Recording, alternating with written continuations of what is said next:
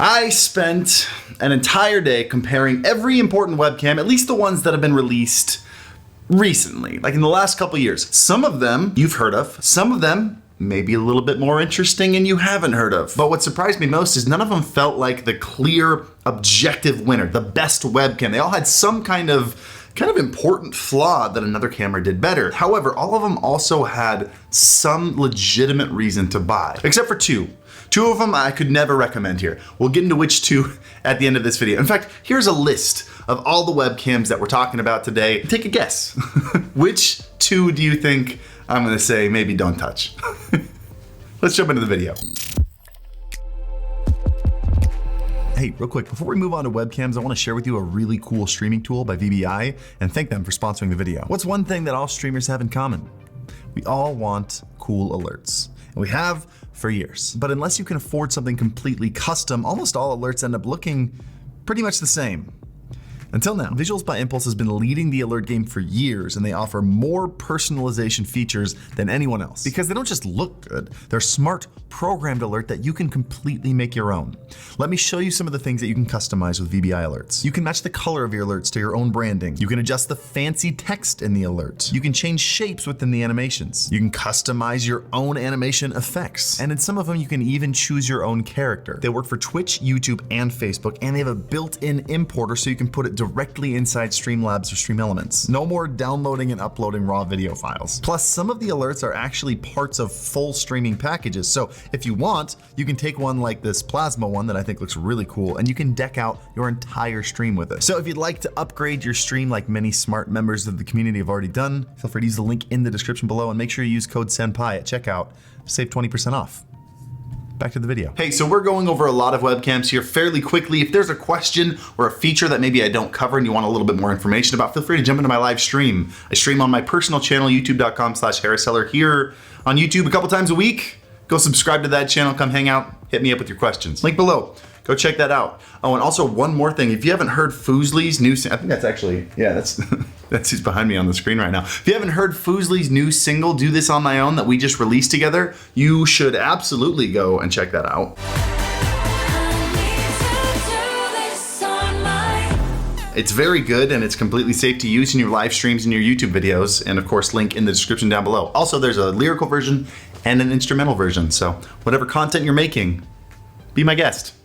On to webcams. I tried to get as good of a variety of webcams into this as I could. I wanted to make sure I included every company that's still actively making decent webcams. So of course we have Logitech, we have Elgato, we have AverMedia, who pumps out and produces webcams the same way rabbits produce, well, rabbits. Razer has released a handful of webcams, and then of course there's the Insta360 Link, which you guys won't stop tweeting at me about, and it's supposed to be completely bonkers. But let's jump into these webcams. Let's start by talking about the one that I felt had the highest quality image, which was the Insta360 Link, but we also need to talk about why I was so confused and torn by this webcam.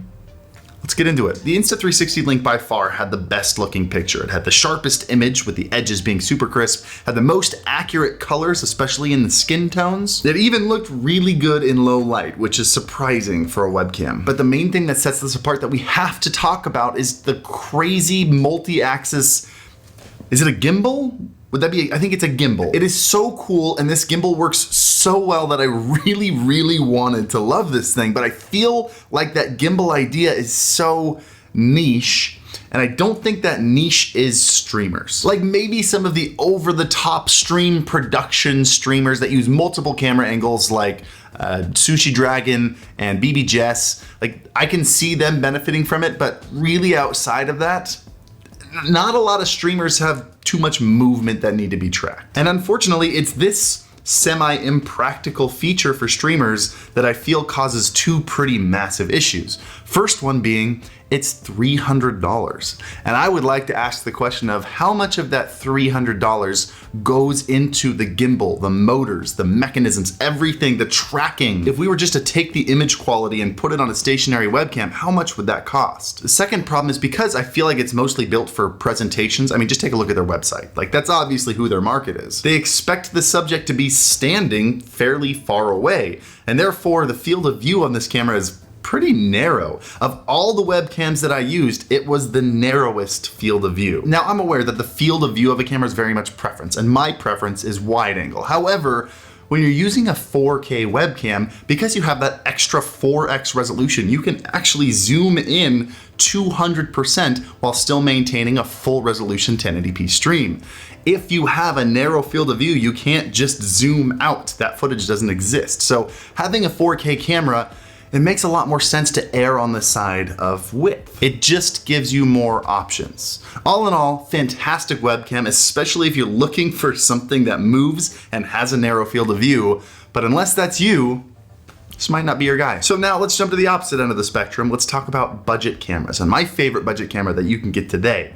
There are a couple relatively cheap cameras on this list, but most of them are just expensive cameras that have gotten a couple years old and the price has come down. There is, however, one budget camera that I actually really enjoyed, and it's the AverMedia PW315. This camera to me feels like a proper successor to the Logitech C920. It has a lot of similar features. It has a non-removable USB 2 cable, and it's a 1080-30 budget webcam, but it has a couple things that I feel were necessary improvements. First thing, and again, we'll go back to it, is it has a much wider field of view, which, as I mentioned before, for people with gaming setups and streaming setups who have one camera angle, it does give you a lot more flexibility. And while neither camera were particularly crisp, I felt like the skin tones on the AverMedia felt a little bit more natural. You also have a little bit more control in AverMedia's webcam software than you have with Logitech right now. I'm still impressed at how well the C920 stands up against modern budget webcams, but if you have a couple extra dollars and that extra wide angle and the colors interest you,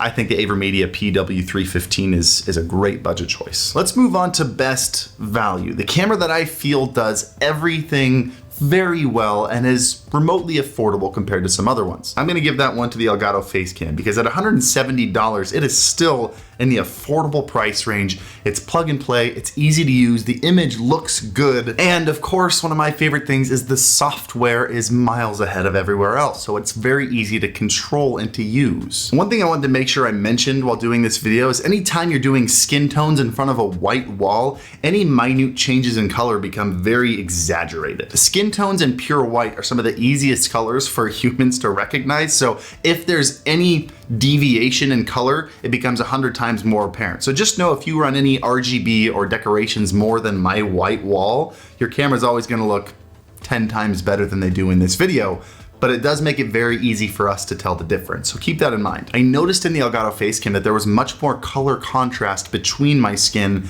and the wall behind me, to the point where it almost made the wall behind me look kind of blue. And I bring up the thing I mentioned earlier because I never noticed that in any of my other tests before. This has always been one of my favorite cameras for colors and making sure skin tones feel natural. And I'm wondering if this extra added contrast between the blues and the skin tones is something that does that. But either way, the Elgato is a great all-around camera. It's got a decent field of view. It's not the widest. It's got a good crisp image, but it's not the crispest. Its software and ease of control is top-notch. And I have to say, it's been one of the most consistent webcams I've ever used. Almost every single webcam during this test took 15 to 20 minutes of figuring out why it wouldn't work. Whether it was software that refused to download or just straight wouldn't connect to the computer, which we'll get to one of those in a little bit. So Elgato Facecam, definitely best value, probably my highest recommended on this list. But let's move on to favorite premium webcam of this group, which all of them are kind of nudging into that area, reaching that 200 to 250 or even more price range. I recently reviewed the AverMedia PW513, which was one of my favorite high quality webcams I'd ever seen at the time. Well, they've released the new and improved PW515, and pretty much everything about it has been upgraded. It has, and you know I'm gonna say this, it has the widest field of view of every camera on this list, even wider than the 513, which was extraordinarily wide. But it doesn't fisheye. All the lines are still straight and the camera looks very natural. Unfortunately, I hooked it up a little bit crooked, so forgive me for that. This camera produced the clearest, most natural image out of all of them. I felt like my face had the proper depth and the proper separation between myself and my background. I got a very smooth 4K 60 out of it. In fact, my only gripe with this is that AverMedia's webcam software, as much as it's improved, was weird. It was AverMedia software that had a hard time downloading. The first day I tried to do it, it kept saying, sorry, your computer's not on the internet. while I was most definitely on the internet. And for some reason, I couldn't get it to work until the following day, so maybe it was something wrong with their servers. It also has a couple other weird things that aren't necessarily deal breakers. They're just weird decisions. Like when you move the window, it only shows like a ghost outline of the window. And same thing when you resize. Also has a ton of extra tabs that don't really feel necessary, so the software is kind of convoluted. And the auto exposure was very rough. I had to go in and do quite a few tweaks to go in and get this camera to look decent, and the exposure and gain settings have a really weird relationship that I don't fully understand. I just kind of moved the knobs until it felt right. Either way, once I got the image I wanted, it was probably my favorite looking camera on the list. So if you have $250 that you're willing to spend, and you're also willing to spend some time and understand how exposure works, this might be the webcam for you. Of course, links to all these cameras are going to be in the description down below. Just so you know. I'm really excited to get into these webcams that have interesting features. I gotta say, as impractical as it is, and as much as I don't think I would do something like this as a business owner, I love when businesses try new weird things. The Insta360 link, super cool. And I'm imagining multiple instances where someone might use it, even if that's not me. For example, one thing I didn't mention with the Insta360 is you can start and stop the movement by holding up your hand like this. The webcam actually has multiple hand gestures built into it for activating multiple features, none of which really apply to streamers. But it's just cool that they did that. The other really cool one that I had sent to me, and I specifically asked AverMedia for this, was their dual webcam. I'm serious, it's two webcams in a single webcam. And then you can free rotate the right webcam to be at whatever angle you want compared to the left one. This means you can do some creative stuff, like if you want a single webcam, which by the way has a single USB port on it, but you want your face cam and your hand cam. Now the weird thing about this is this free rotating one was actually a much higher image quality than the straight one. I first noticed it when I tested out as my hand cam, that my hand cam looked much smoother and crisper than my face cam. And it turns out that those specs check out. The right camera actually has higher resolution and a larger sensor with more pixels on it than the face cam one. Seems like a weird decision, and again, I wonder if this is more for presenters who are gonna be pointing this down at a piece of paper and need to be able to read the actual lines, the text on a small piece of paper from relatively far away. But because not only is this all on a giant hinge, but also has a mount on the bottom, realistically, you could point the left one down and then point the right one at your face if you really wanted to. And for 150 bucks, that makes it $75 a webcam. It's not bad. I have one major critique to point out with this in their marketing, and I've called out another company for this in the past, which is their advertising for this shows them using the webcam and shows images from this webcam that are clearly not taken from this webcam. This interview that we're looking at right now is advertised to be shot using this webcam. However, it is 100% absolutely shot on high-end DSLRs. It's one thing to have fancy shots of your webcam and integrate high-end footage with your webcam. It's another thing to pretend that high-end footage is the webcam footage. And it's just straight up dishonest. I called out the Logitech team on a video a couple years ago for doing this on their StreamCam advertisement. I took a look today at the Amazon listing that went up, and almost none of the marketing material actually shows you what images from the camera look like. And so as cool as I think this webcam is, it's important that I'm fair, and I do this with everyone. Don't do that. It's not okay. Let's get to the bad webcams. There are two webcams on this list that I absolutely cannot recommend to anyone. Ironically, one that I just mentioned, the Logitech StreamCam. This webcam has not aged well. When it was first released, it actually produced a pretty high quality image compared to the competitors at the time. I want to say this is one of the oldest webcams on this list. But today that image quality just doesn't stand compared to the other ones.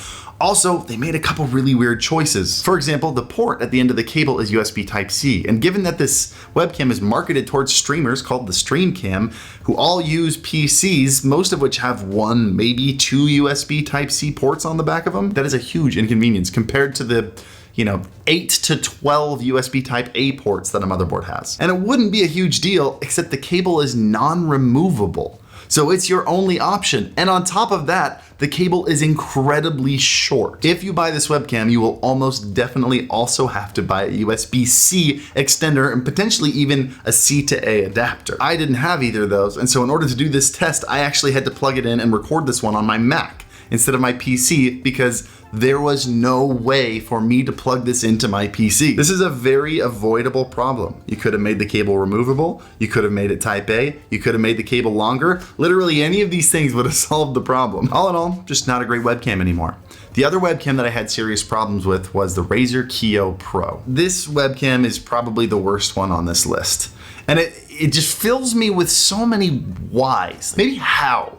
Like how did this decision get past so many people to go into a final product? For example, a major glaring problem on top of the fact that the image quality is one of the worst here is that the camera is incredibly fisheye. Like look at the walls on the edge of the footage. They're super bowed, which if this was the widest camera on the list, I would say, okay, that's just kind of an effect of going super wide. It gets harder to keep those lines rectilinear. The rectilinear is when the rectangles keep looking like rectangles instead of starting to look like ovals. But this was also one of the narrowest field of views on the list. I mean, the fact that the Razer fisheyes while the AverMedia 515 is perfectly rectilinear is bonkers to me. On top of that, another huge red flag, it's the only webcam I couldn't get to work. Did you notice that I'm actually screen capping another window in here? It's because OBS couldn't find the webcam. I could never get it to work in OBS. In order to capture an image, I had to download Razer Synapse, open it up in the webcam preview, and